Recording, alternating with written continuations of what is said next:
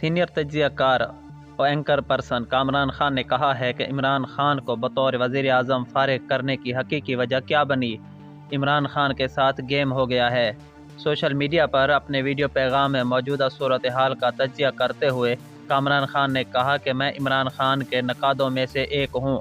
میں نے عمران خان کی کمزور ہوتی مقبولیت پر بھی روشنی ڈالی اور بتایا کہ وہ اس طرح انتخابات ہار جائیں گے، مگر یہ بھی سمجھتا تھا کہ وہ اپنی آئینی مدت مکمل کرنے والے پاکستان کے پہلے وزیر اعظم ہوں گے۔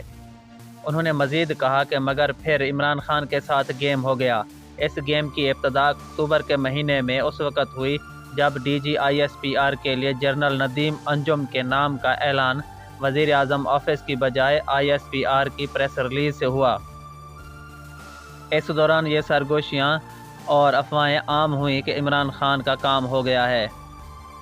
کامران خان نے کہا کہ ان افواہوں میں شدت اس وقت آئی جب دسمبر کے مہینے میں آصف علی زرداری نے کہا کہ انہیں عمران خان کی حکومت ہٹانے کے لیے اپروچ کیا گیا ہے۔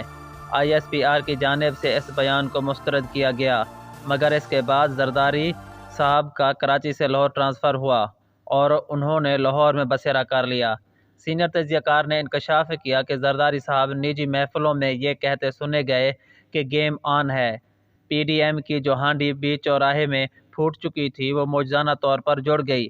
منحرف اراکین ہوں یا ترین گروپ اچانک اٹھ کھڑے ہوئے اور عدم اعتماد کے چرچے عام ہو گئے۔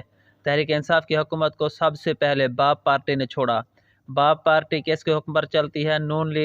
نون لیگی لیڈرشپ کے بیانات ہی دیکھ لیں۔